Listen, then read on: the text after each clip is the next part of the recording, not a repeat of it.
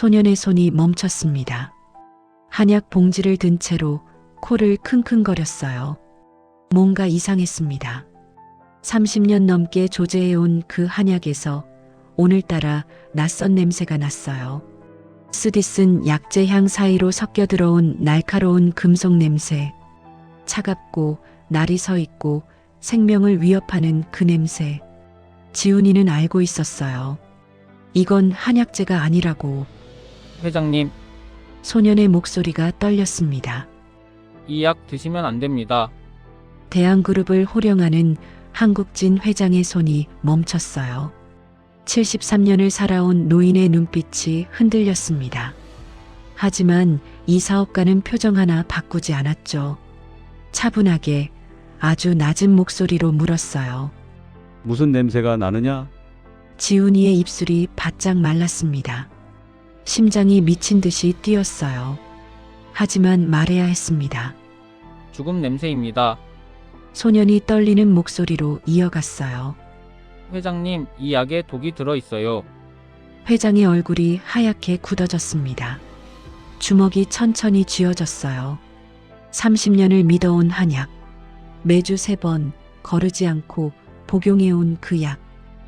언제부터였을까요? 누가 왜 어떻게 독을 탔을까요? 그리고 가장 중요한 질문. 이 17살 배달 소년의 말을 믿어야 할까요? 회장은 소년의 눈을 오래 들여다봤습니다. 맑았어요. 거짓을 말하는 눈이 아니었습니다. 확실하냐? 네, 확실합니다. 그 짧은 대화가 모든 것을 바꿔놓았어요. 권력의 정점에 선 노인과 아무것도 가진 게 없는 소년. 두 사람의 만남이 거대한 음모를 밝혀내기 시작합니다.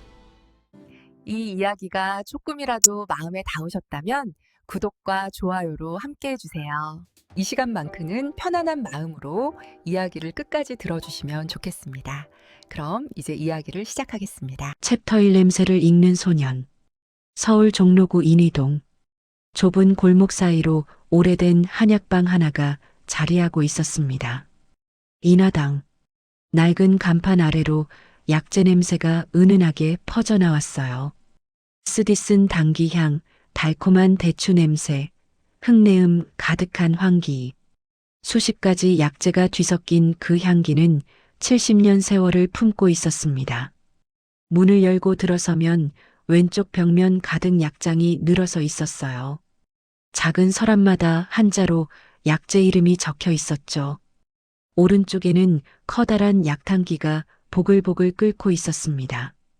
그 앞에 한 소년이 서 있었어요. 박지훈, 17살. 까만 머리를 단정하게 깎은 소년은 한약 봉지를 조심스럽게 들어 올렸습니다. 코를 가까이 대고 킁킁거렸어요. 좋아요. 소년의 목소리가 나지막했습니다. 약장 앞에서 약재를 담던 할아버지가 고개를 들었어요. 지훈아, 확인 끝났니? 네, 할아버지. 이번 건 괜찮습니다. 박성민 할아버지는 빙그레 웃으며 고개를 끄덕였습니다.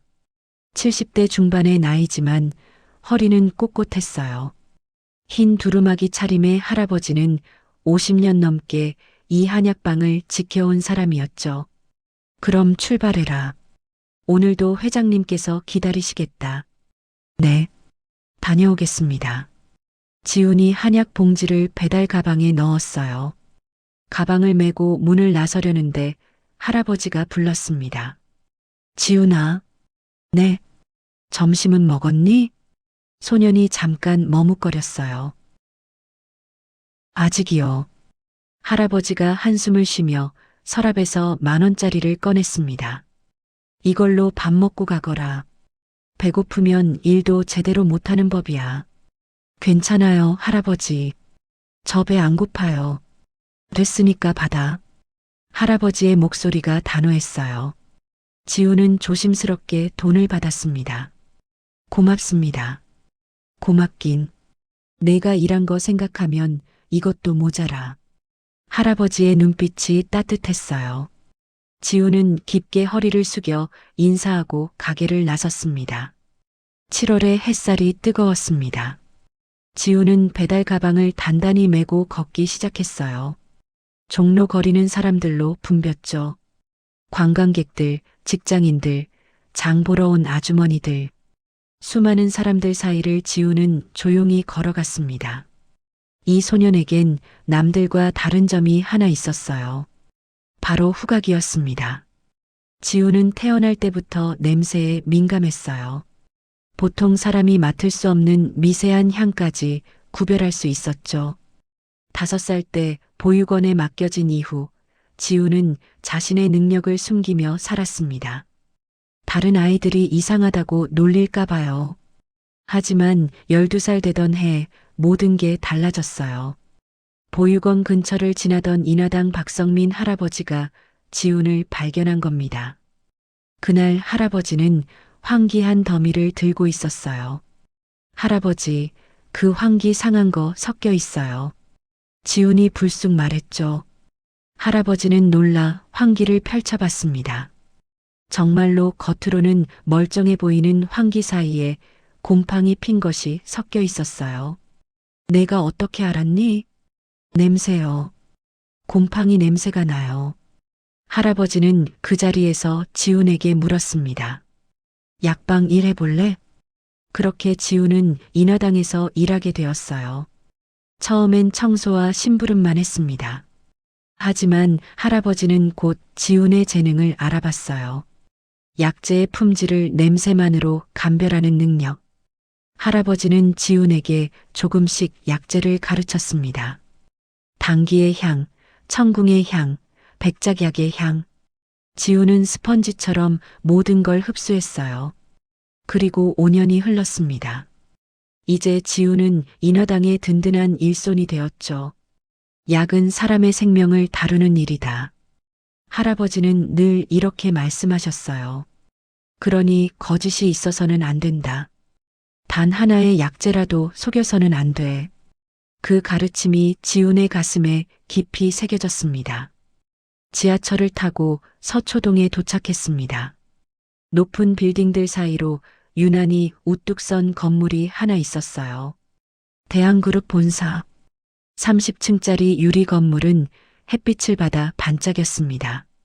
지훈은 이 건물에 매주 3번씩 왔어요. 월요일, 수요일, 금요일. 한국진 회장의 보약 배달 날이었거든요. 로비로 들어서자 시원한 에어컨 바람이 맞이했습니다. 경비원 아저씨가 반갑게 인사했어요. 오늘도 왔구나, 지훈아. 안녕하세요. 회장님 약이지? 올라가 봐. 지훈은 고개 숙여 인사하고 엘리베이터로 향했습니다. 20층 회장실. 엘리베이터 문이 열리자 넓은 복도가 펼쳐졌어요. 발이 푹 빠지는 카펫이 깔려 있었죠. 복도 끝, 큰 문 앞에 비서실장 오순이가 서 있었습니다. 지훈아, 왔구나. 안녕하세요, 실장님. 회장님이 기다리고 계셔. 들어가 봐. 오 실장이 문을 열어줬어요. 넓은 회장실 안. 통창 너머로 서울 시내가 한눈에 내려다 보였습니다. 책상 앞에 한 노인이 앉아 있었어요. 한국진 회장, 73세. 회색 정장을 단정하게 차려입은 노인의 눈빛은 날카로웠습니다. 하지만 지훈을 보자 표정이 부드러워졌어요. 왔구나, 지훈이. 안녕하세요, 회장님. 지훈이 공손하게 인사했습니다. 오늘도 성민이가 정성껏 지어줬겠지? 네. 할아버지께서 직접 약재 고르셨습니다. 그래, 고맙다. 회장이 의자에서 일어났어요. 창가로 걸어가며 지훈을 돌아봤습니다. 30년이야. 내가 인하당 약을 먹은 게 그렇게 오래요? 그래. 돌아가신 집사람이 인하당을 좋아했거든. 회장의 목소리에 그리움이 묻어났어요. 그때부터 지금까지 쭉. 아무리 바빠도 성민이 약만큼은 꼭 챙겨 먹었지. 지훈은 배달 가방에서 한약 봉지를 꺼냈습니다. 그리고 습관처럼 코를 가까이 댔어요. 킁킁. 순간 지훈의 표정이 굳어졌습니다. 뭔가 이상했어요. 평소와 다른 냄새, 당귀, 황기, 백출, 복령, 익숙한 약재 냄새 사이로 낯선 것이 섞여 있었습니다. 날카롭고 차갑고 금속성의 냄새. 지훈의 심장이 빠르게 뛰기 시작했어요. 이건 약재 냄새가 아니야. 손이 떨렸습니다. 지훈아? 회장의 목소리가 들려왔어요. 왜 그러니? 무슨 일 있니? 지훈은 한약 봉지를 내려다봤습니다. 30년 동안 믿고 먹어온 약. 그 안에 무언가 섞여 있다니. 말해야 할까요? 아니면 착각일까요? 지훈의 머릿속이 복잡했어요. 하지만 확실했습니다. 이 냄새는 분명 이상했어요. 할아버지의 말씀이 떠올랐습니다. 약은 사람의 생명을 다루는 일이다. 거짓이 있어서는 안 된다. 지훈이 조심스럽게 입을 열었습니다. 회장님, 응? 이 약. 지훈의 목소리가 떨렸어요. 냄새가 이상합니다. 회장의 눈빛이 날카로워졌습니다. 이상하다니? 평소와 달라요. 뭔가 섞인 것 같습니다. 회장이 한약 봉지를 들여다봤어요. 겉으로 보기엔 아무 이상이 없었습니다. 밀봉도 완벽했고 색깔도 평소와 똑같았죠. 확실하냐? 네, 확실합니다. 지훈의 목소리는 작았지만 단호했어요. 회장은 한동안 지훈을 바라봤습니다. 그 눈빛이 소년의 얼굴을 깊이 들여다보는 것 같았어요. 그리고 천천히 고개를 끄덕였습니다. 알았다. 이 약은 마시지 않겠다. 죄송합니다, 회장님. 아니야. 내가 알려줘서 고맙다. 회장이 한약 봉지를 책상 위에 조심스럽게 내려놨습니다. 그리고 조용히 물었어요. 지훈아, 혹시 어떤 냄새인지 설명할 수 있겠니? 지훈은 잠시 생각했습니다. 금속 같은 냄새요. 차갑고 날카로워요. 금속? 네. 약재에서는 절대 나올 수 없는 냄새입니다. 회장의 얼굴이 굳어졌습니다. 30년을 믿어온 약. 그 안에 이상한 것이 섞여 있다니. 누가, 왜, 언제부터? 회장실에 침묵이 흘렀어요. 창밖으로 서울 시내의 소음이 희미하게 들려왔습니다. 차 소리, 사람들의 목소리, 바람 소리. 하지만 이 방 안은 너무나 조용했어요. 지훈은 불안한 마음으로 회장을 바라봤습니다. 자신이 쓸데없는 걱정을 한 건 아닐까요? 아니면 정말로 뭔가 잘못된 걸까요? 그때 회장이 입을 열었습니다. 지훈아. 네, 회장님. 나를 따라오너라. 네. 오늘은 좀 특별한 곳으로 가야겠구나. 회장의 목소리가 무거웠습니다. 지훈은 가슴 한구석이 답답해지는 걸 느꼈어요. 이 작은 발견이 어떤 일을 불러올지 그때는 아무도 몰랐습니다. 챕터 2 회장의 제안. 회장이 한약 봉지를 들고 일어났습니다. 오 실장. 문 밖에서 기다리던 오순이가 들어왔어요. 네, 회장님. 이 약을 외부 검사기관에 보내. 급하게. 네. 약을요? 오 실장의 눈이 커졌습니다. 성분 분석을 의뢰해. 그리고 결과는 나한테만 보고하고. 알겠습니다. 오 실장이 한약 봉지를 조심스럽게 받아들었어요. 지훈을 힐끗 쳐다보더니 고개를 숙이고 나갔습니다. 회장이 지훈에게 다가왔어요. 지훈아, 앉아라. 네. 지훈은 소파에 조심스럽게 앉았습니다. 회장도 맞은편에 앉았죠. 떨지 마라. 내가 잘못한 게 아니야. 네. 회장이 잠시 창밖을 바라봤어요. 그리고 나지막이 말했습니다. 지훈아, 솔직하게 말해줄 수 있겠니? 무엇을요? 내 코는 얼마나 정확하냐? 지훈은 잠시 망설였습니다. 이런 질문을 받아본 적이 없었거든요. 할아버지 말씀으로는요. 응. 약재 1000가지 중에 상한 거 하나도 찾아낸대요. 회장의 눈빛이 반짝였습니다. 그 정도나? 네. 근데 그게 대단한 건지는 잘 모르겠어요. 대단한 거지. 회장이 빙그레 웃었습니다. 보통 사람은 평생 배워도 못하는 일이야. 지우는 아무 말도 하지 못했어요. 그저 무릎 위에 놓인 손을 꼭 쥐고 있었죠. 지우나. 네. 나한테 부탁이 하나 있다. 회장의 목소리가 진지해졌습니다. 지우는 회장을 똑바로 바라봤어요. 무엇이든 말씀하세요. 내 곁에 있어 주겠니? 네. 내 코가 되어 달라. 내가 먹고 마시는 모든 것을 내가 먼저 확인해 줬으면 좋겠어. 지훈의 심장이 쿵 내려앉았습니다. 이건 단순한 부탁이 아니었어요. 회장님이 누군가를 의심하고 있다는 뜻이었죠. 회장님 혹시 응?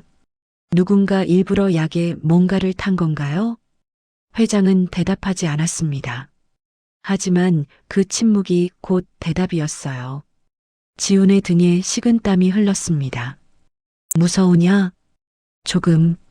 그럼 거절해도 돼. 억지로 시키는 건 아니야. 지훈은 회장의 얼굴을 바라봤어요. 73년을 살아온 노인의 얼굴. 권력의 정점에 서 있지만 지금 이 순간만큼은 외로워 보였습니다. 할아버지 말씀이 떠올랐어요. 약은 사람의 생명을 다루는 일이다. 그렇다면 이것도 마찬가지 아닐까요? 회장님의 생명이 위험하다면 도와야 하는 거 아닐까요? 하겠습니다.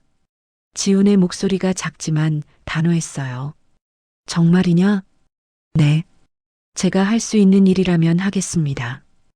회장의 눈가에 주름이 깊어졌습니다. 미소를 짓고 있는 거였어요. 고맙다, 지훈아. 이틀 후 검사 결과가 나왔습니다. 오순희 실장이 봉투를 들고 회장실로 들어왔어요.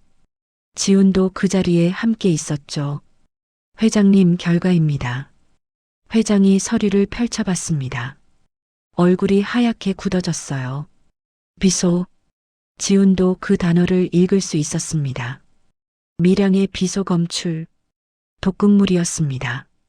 회장님, 이건 오 실장의 목소리가 떨렸어요. 조용히 해.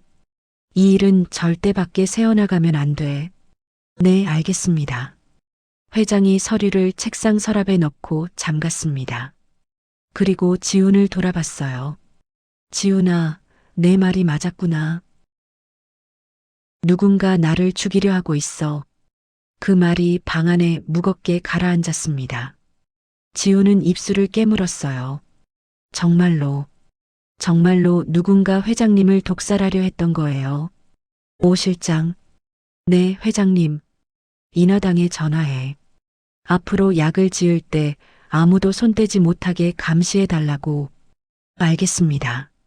그리고 지훈이를 정식으로 채용해.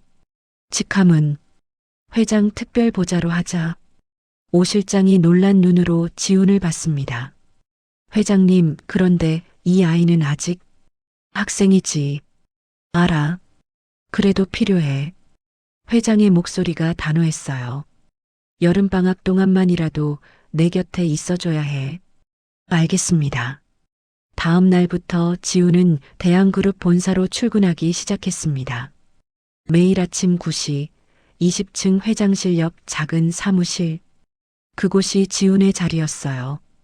회장이 먹고 마시는 모든 것을 확인하는 일. 회의실에 들어가기 전 공기 냄새를 맡는 일. 회장에게 오는 선물의 냄새를 확인하는 일. 지훈의 하루가 바뀌었습니다.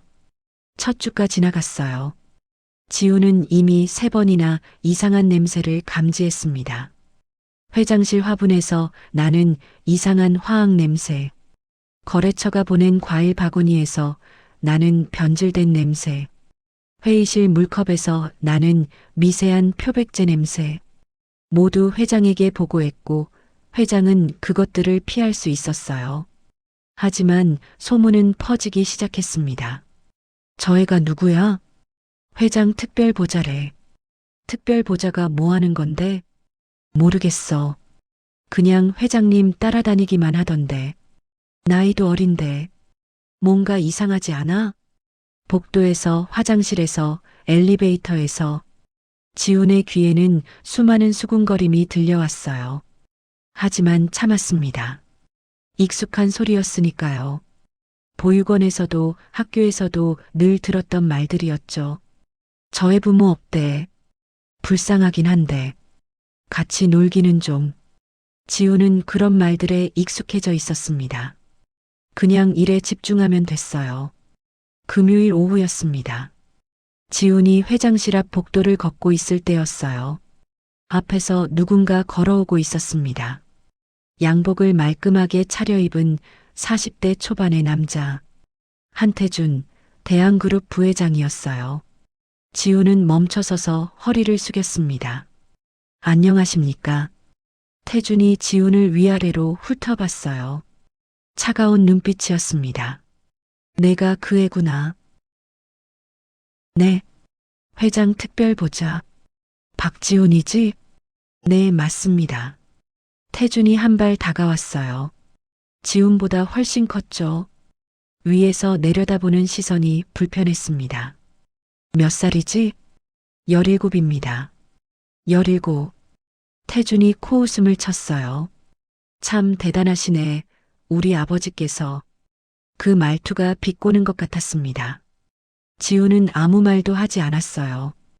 애송이 하나 데려다 놓고 특별 보좌라니. 뭘 할 줄 아는데? 심부름? 태준의 목소리에 경멸이 묻어났습니다. 지훈은 고개를 숙인 채 대답했어요. 회장님께서 필요하시다고 하셔서요. 필요해? 뭐가? 그건 대답 못하지. 할 줄 아는 게 없으니까. 태준이 지훈의 어깨를 툭 쳤습니다. 세게는 아니었지만 무시하는 제스처였어요. 애들은 공부나 열심히 해. 어른들 세계는 복잡해. 그리고 지훈을 지나쳐갔습니다. 지훈은 그 자리에 서서 태준의 뒷모습을 바라봤어요. 그때였습니다. 바람을 타고 냄새가 났어요. 태준의 옷에서 나는 냄새. 향수 냄새 사이로 섞인 낯익은 화학 냄새. 날카롭고 차갑고 금속성에. 그날 한약에서 맡았던 바로 그 냄새였습니다. 지훈의 심장이 빠르게 뛰기 시작했어요. 설마 저 사람이? 태준은 이미 복도 끝으로 사라지고 있었습니다. 지훈은 떨리는 손으로 주먹을 쥐었어요. 회장님께 말씀드려야 할까요? 아니면 확실하지 않으니 조금 더 지켜봐야 할까요? 머릿속이 복잡했습니다. 그날 저녁 지훈은 회장실에서 회장과 마주 앉아 있었어요. 오늘 부회장님을 뵀습니다. 회장이 차를 마시다 말고 지훈을 봤어요. 그래, 뭐라고 하던가? 별 말씀은 없으셨습니다. 지훈은 냄새 이야기는 하지 않았어요. 아직 확실하지 않았으니까요. 하지만 마음 한구석이 무거웠습니다. 만약 정말로 부회장이라면 그건 아버지가 아들을 의심해야 한다는 뜻이었어요. 너무 끔찍한 일이었습니다. 회장이 창밖을 바라보며 말했어요. 지훈아, 무섭지 않니? 조금. 그럼 그만둬도 돼. 아직 늦지 않았어. 지훈은 고개를 저었습니다. 괜찮습니다. 끝까지 해보고 싶어요. 왜? 회장님이 위험하시니까요. 회장이 지훈을 돌아봤어요. 그 눈빛이 따뜻했습니다. 고맙구나. 밖은 어두워지고 있었습니다. 서울의 불빛이 하나둘 켜지기 시작했어요. 지훈은 창밖을 바라보며 생각했습니다. 이 일이 어떻게 끝날까? 정말로 누군가를 찾아낼 수 있을까? 그리고 만약 그 사람이 부회장이라면 어떻게 해야 할까? 지훈의 가슴이 답답해졌습니다. 하지만 한 가지는 확실했어요. 이제 돌아갈 수는 없다는 것. 이미 너무 깊이 들어와 버렸으니까요. 챕터 3 함정에 빠지다. 2주가 흘렀습니다. 지훈은 이제 회장의 그림자처럼 움직였어요. 회장이 가는 곳이면 어디든 따라갔죠. 아침 회의, 점심 식사, 오후 미팅. 모든 순간 지우는 코를 세우고 있었습니다. 그리고 3번 더 이상한 냄새를 감지했어요. 회장차에 놓인 생수병, 임원이 건넨 서류 봉투, 선물로 온 과일 바구니. 모두 미세하지만 이상한 화학 냄새가 났습니다. 회장은 그것들을 모두 피할 수 있었어요. 하지만 범인은 여전히 잡히지 않았습니다. 지우는 조심스럽게 부회장 한태준을 관찰했어요. 멀리서 눈에 띄지 않게. 태준이 지나간 복도에는 늘 그 화학 냄새가 남아 있었죠. 하지만 그것만으로는 증거가 될 수 없었습니다. 회장님, 어느 날 오후 지훈이 조심스럽게 입을 열었어요. 말해봐. 부회장님, 옷에서 이상한 냄새가 납니다. 회장의 손이 멈췄어요. 어떤 냄새? 한약에서 났던 그 냄새랑 비슷해요. 회장의 얼굴이 굳어졌습니다. 한동안 아무 말이 없었어요. 확실하냐? 네, 확실합니다. 회장이 깊은 한숨을 내쉬었어요. 알겠다. 하지만 지훈아. 네. 이 일은 아무에게도 말하지 마라. 나한테만. 네, 알겠습니다. 회장의 눈빛이 어두웠습니다. 아들을 의심해야 한다는 게 얼마나 괴로운 일인지 지훈은 그 무게를 조금은 느낄 수 있었어요. 같은 시각 10층 부회장실. 한태준은 책상 앞에 앉아 있었습니다. 맞은편에는 경호실장 김상도가 서 있었어요. 부회장님, 그 애 때문에 일이 꼬이고 있습니다. 알아. 태준의 목소리가 차갑게 가라앉았어요.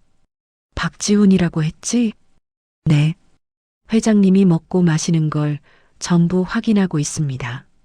그래서 내 계획이 다 막히고 있어. 태준이 이를 악물었습니다. 어떻게 하시겠습니까? 없애야지. 네. 그 애를 아버지 곁에서 떼어놓아야 해. 김상도가 고개를 끄덕였어요. 방법이 있습니까? 태준이 빙그레 웃었습니다. 당연하지. 누명을 씌우면 돼. 누명이요? 그래. 회사 돈을 훔쳤다고 하면 어떨까?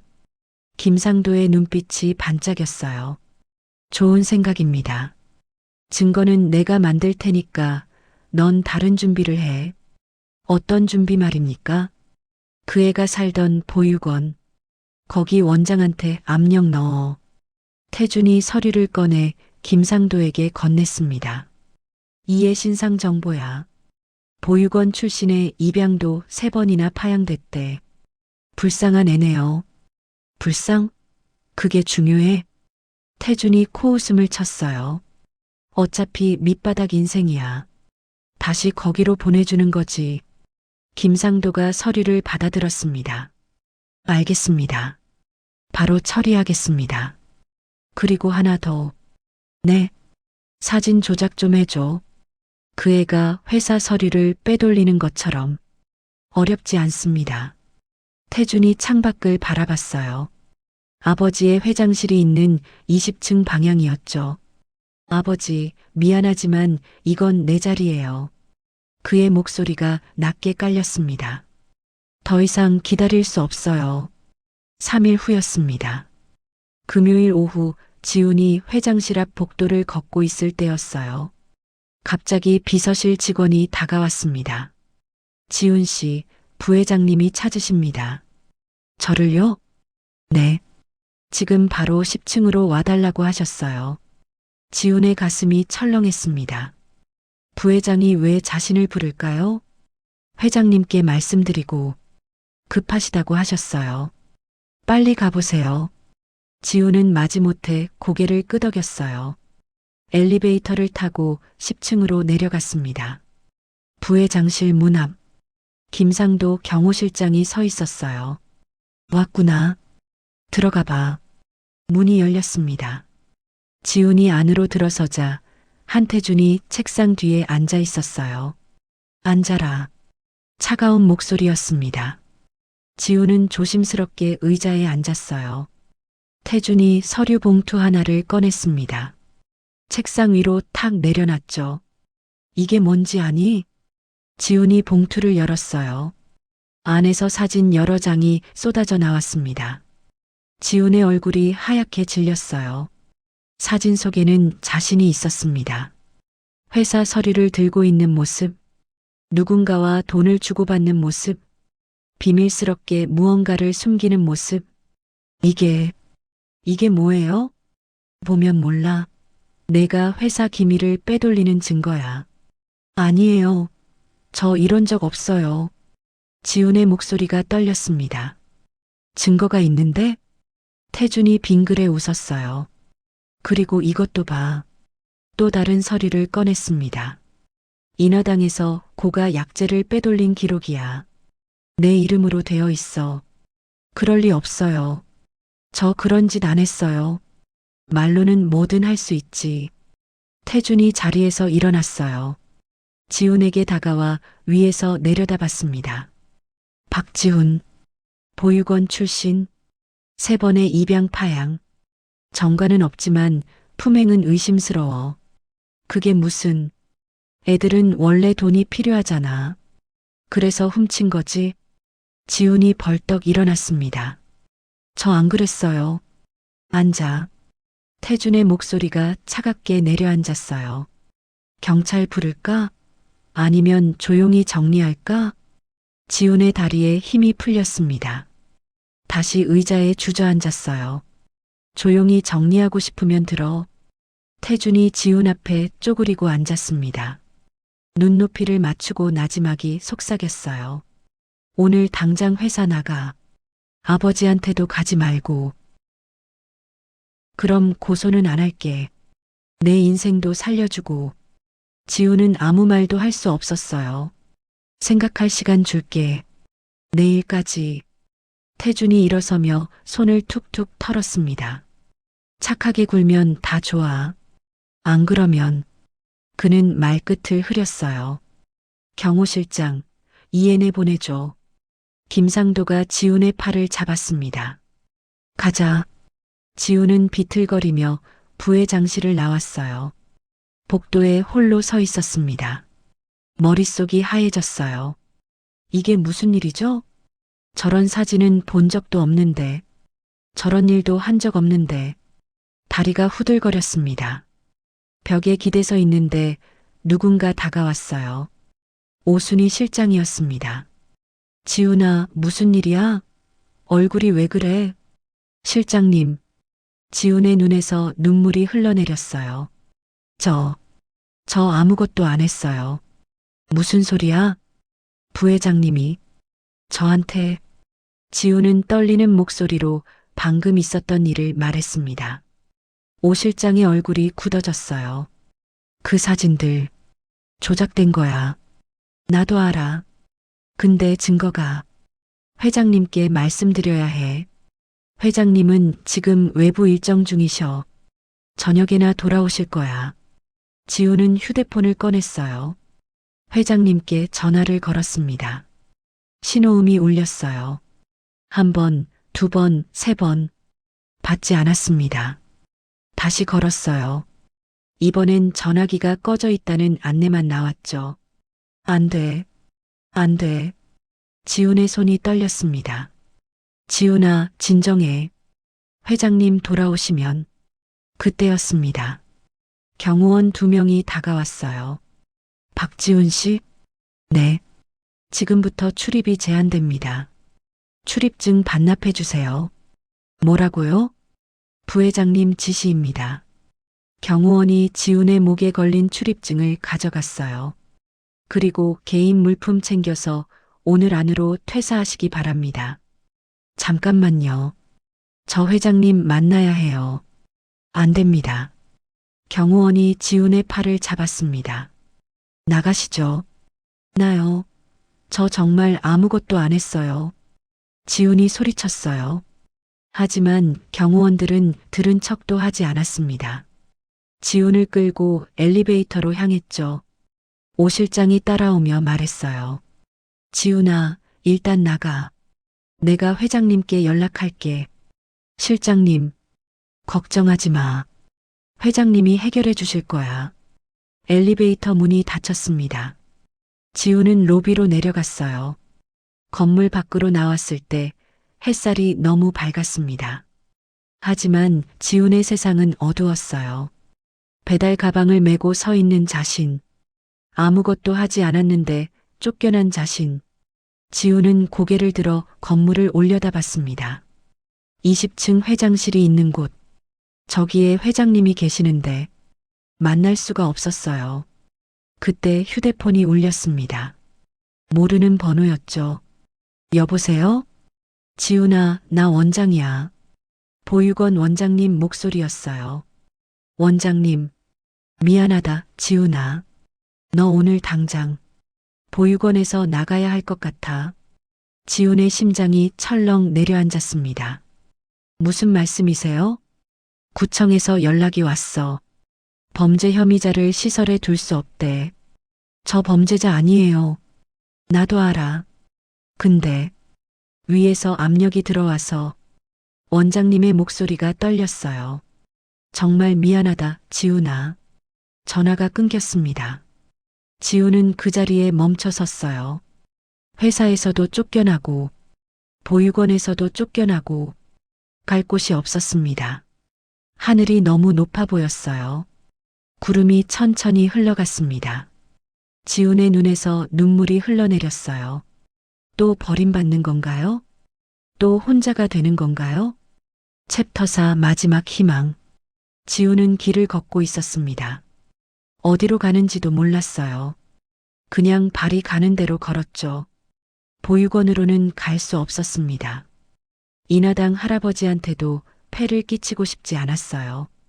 해가 기울고 있었습니다. 거리에는 퇴근하는 사람들로 붐볐어요. 모두 집으로 돌아가는 사람들. 하지만 지훈에게는 돌아갈 곳이 없었습니다. 벤치에 앉았어요. 배달 가방을 무릎 위에 올려놓았죠. 이 가방 하나가 지훈의 전부였습니다. 왜 이렇게 된 걸까? 지훈이 중얼거렸어요. 그저 회장님을 도우려 했을 뿐인데, 이상한 냄새를 알려드렸을 뿐인데, 왜 이렇게 모든 게 무너지는 걸까요? 하늘이 어두워졌습니다. 별이 하나둘 나타나기 시작했어요. 지훈은 벤치에 누워 하늘을 바라봤습니다. 엄마. 입술이 저절로 움직였어요. 저 어떻게 해야 해요? 대답은 없었습니다. 다만 차가운 바람만 불어왔을 뿐이었죠. 그때였습니다. 지훈아. 익숙한 목소리가 들려왔어요. 고개를 돌리니 오순희 실장이 뛰어오고 있었습니다. 실장님?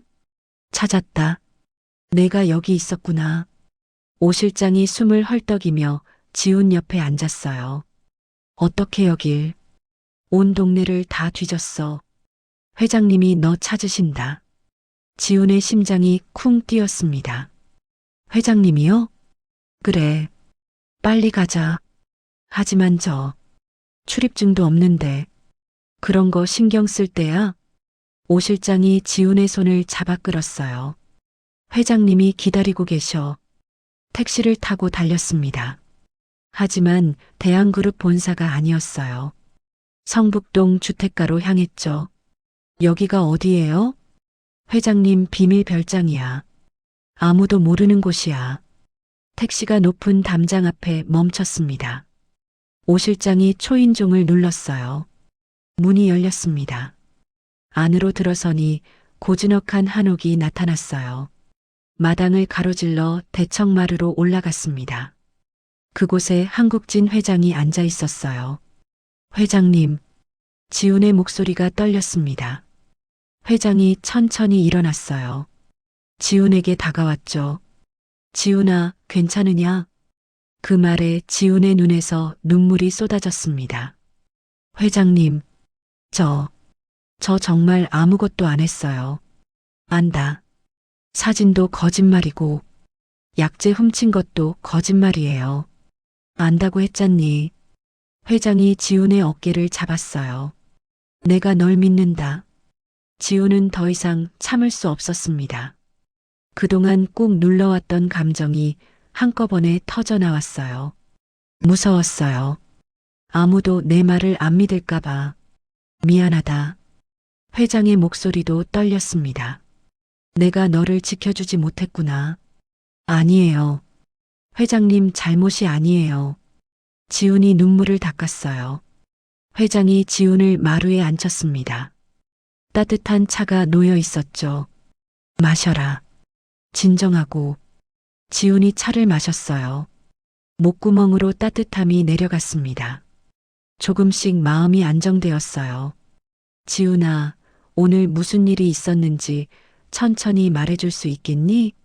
지훈은 부회장실에서 있었던 일을 전부 말했습니다. 조작된 사진, 누명, 협박. 회장의 얼굴이 점점 굳어졌어요. 그래서 너한테 내일까지 선택하라고 했구나. 네. 조용히 사라지면 고소는 안 한대요. 회장이 깊은 한숨을 내쉬었습니다. 지훈아. 네. 너 도망칠 생각이냐? 지훈은 잠시 망설였어요. 솔직히 도망치고 싶었습니다. 무서웠거든요. 하지만, 아니요. 응? 도망 안 칠 거예요. 지훈의 목소리가 단호해졌습니다. 저 아무 잘못도 안 했어요. 왜 제가 도망쳐야 해요? 회장의 입가에 미소가 번졌어요. 잘 생각했다. 그리고 지훈이 회장을 똑바로 바라봤습니다. 회장님 혼자 두고 갈 수 없어요. 지훈아, 회장님이 위험하잖아요. 누군가 계속 해치려고 하는데.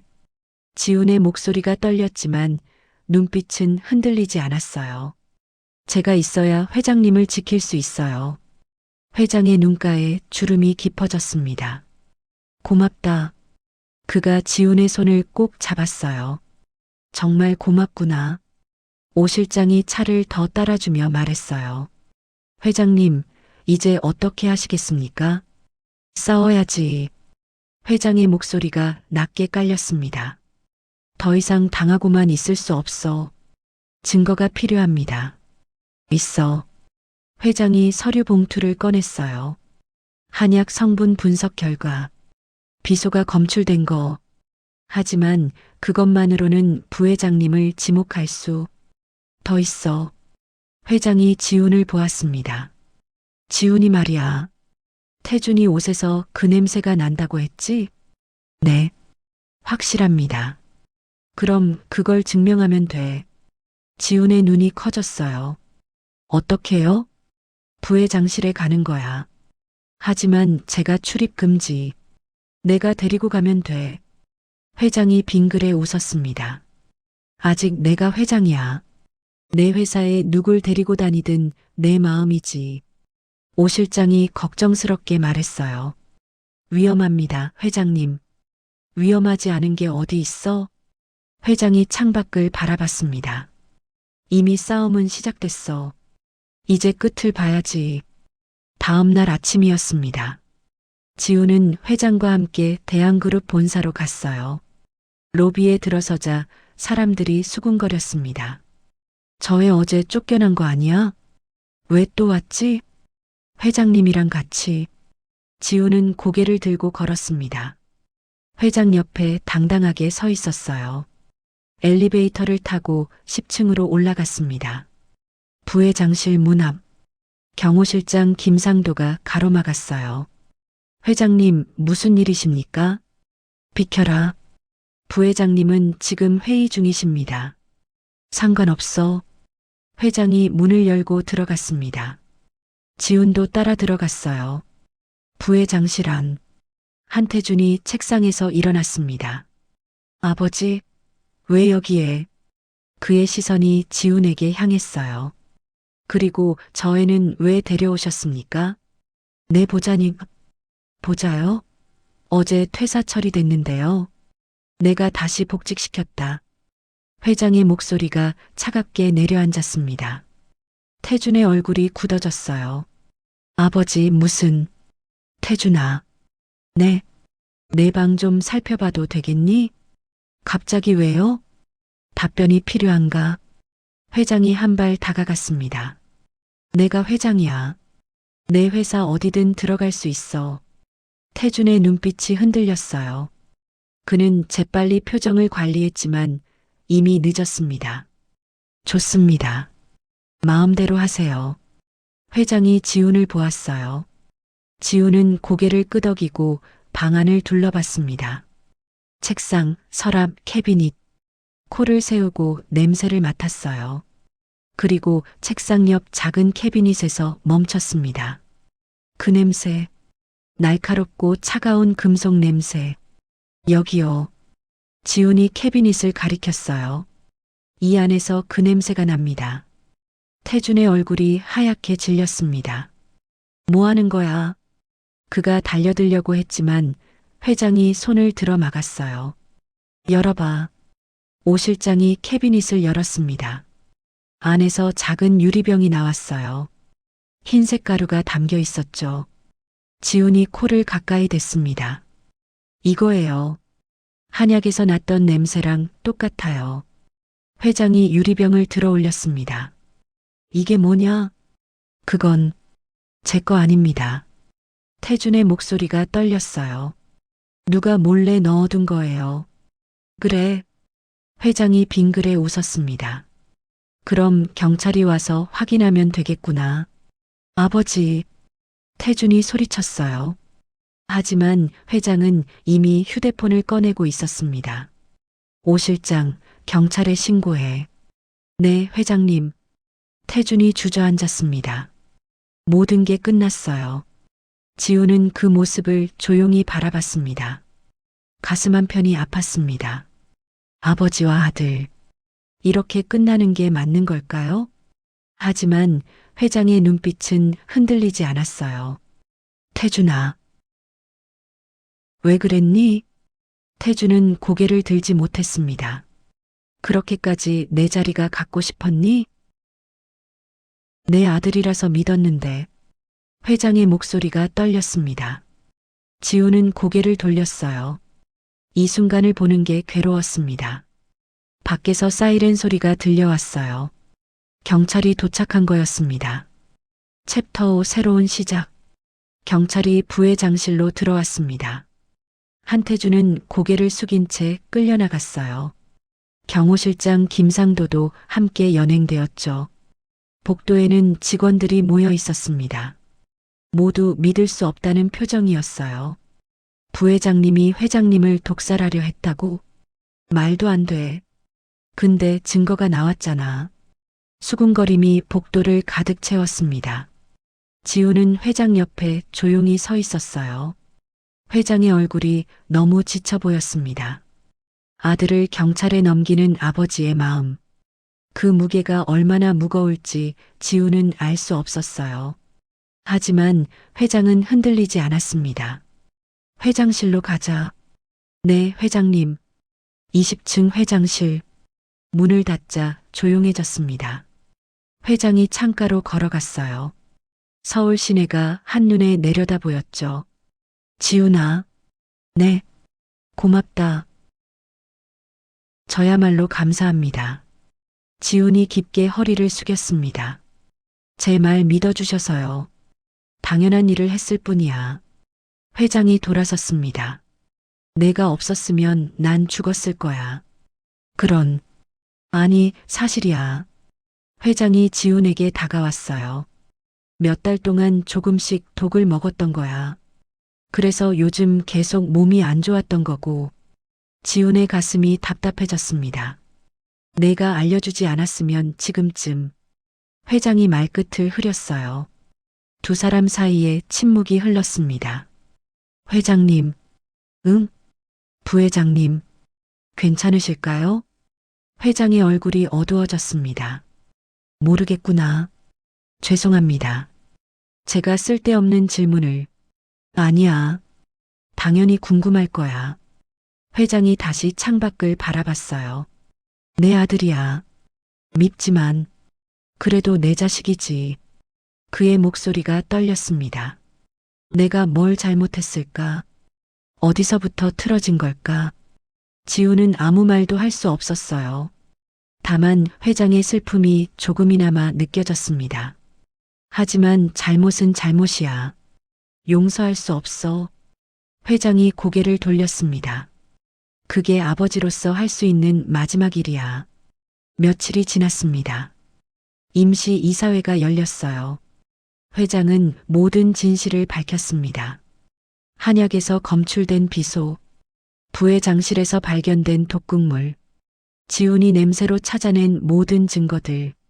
이사들은 충격에 빠졌습니다.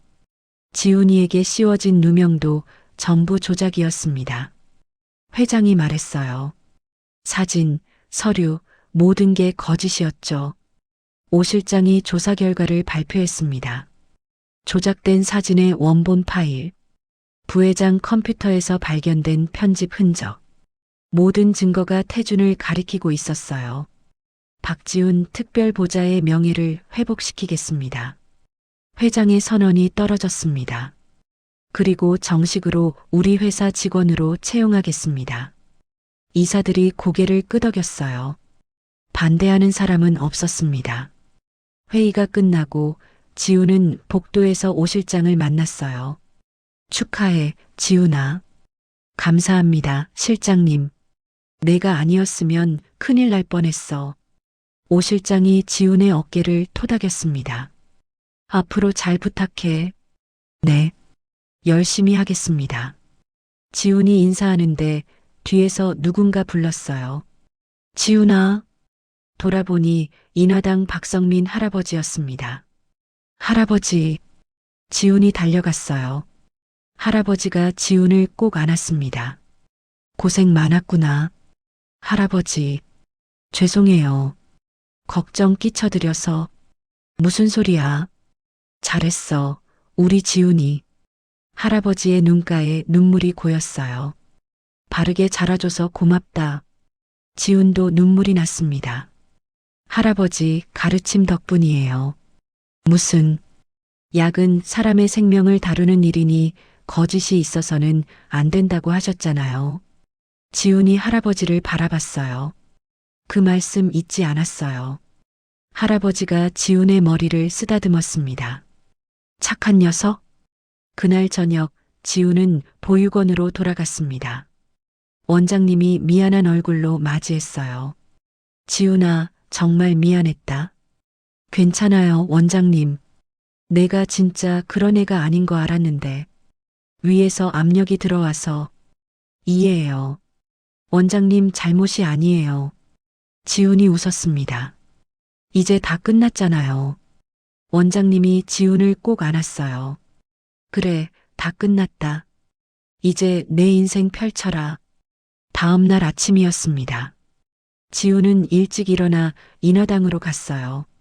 할아버지가 약재를 정리하고 계셨죠. 왔니? 네, 할아버지.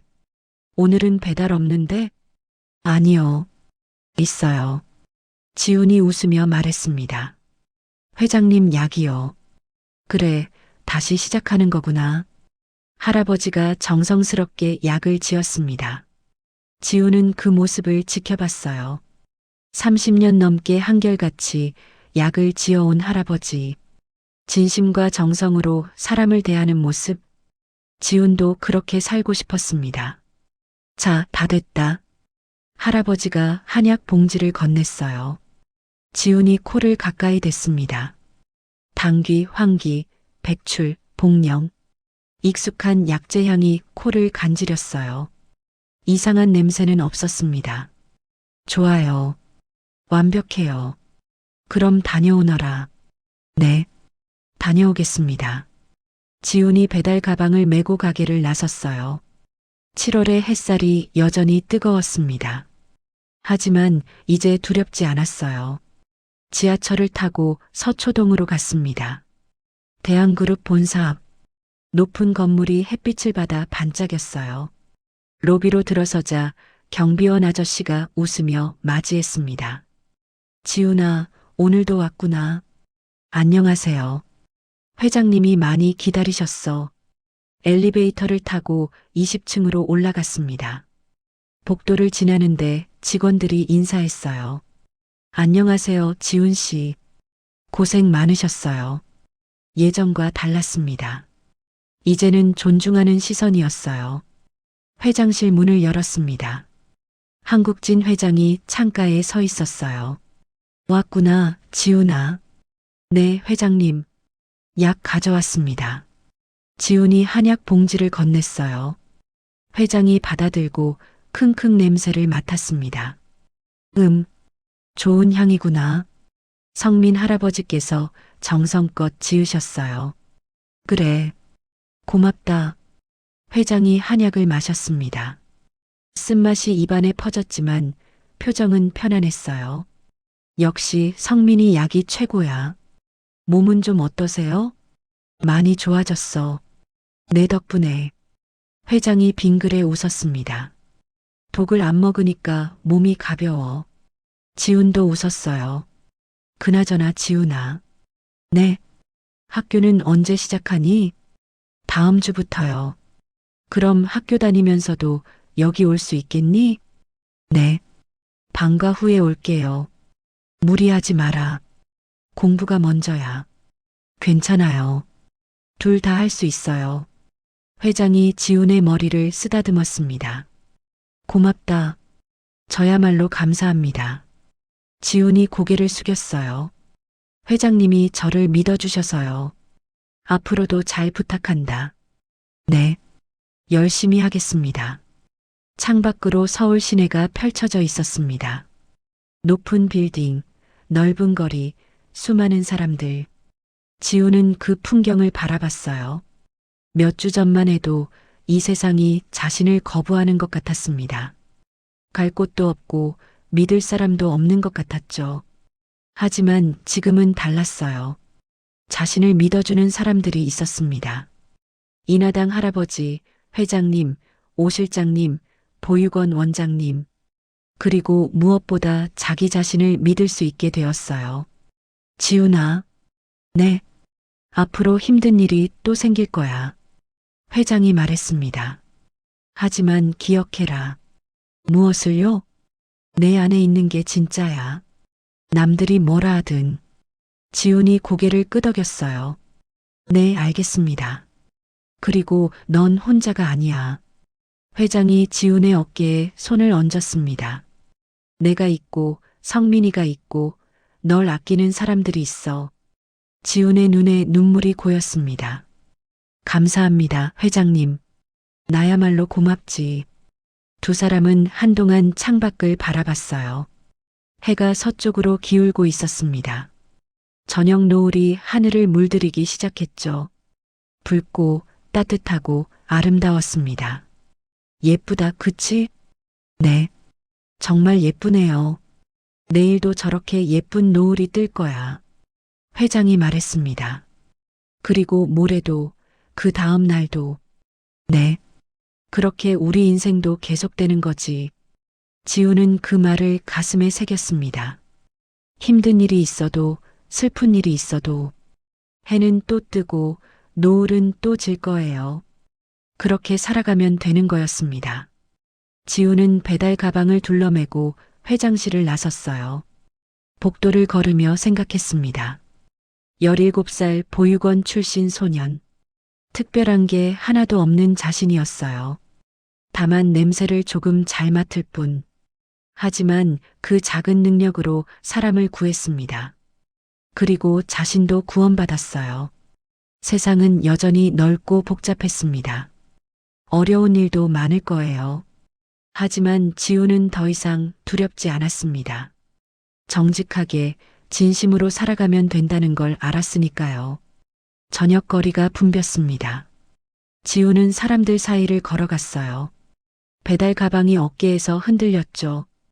발걸음이 가벼웠습니다. 집으로, 아니 보육원으로 돌아가는 길. 하지만 이제 그곳도 진짜 집처럼 느껴졌어요. 돌아갈 곳이 있다는 것. 기다려주는 사람들이 있다는 것. 그것만으로도 충분했습니다. 하늘을 올려다봤어요. 별이 하나둘 나타나기 시작했습니다. 내일도 좋은 날이 되겠지. 지훈이 혼자 중얼거렸어요. 그리고 웃었습니다. 진심으로 환하게.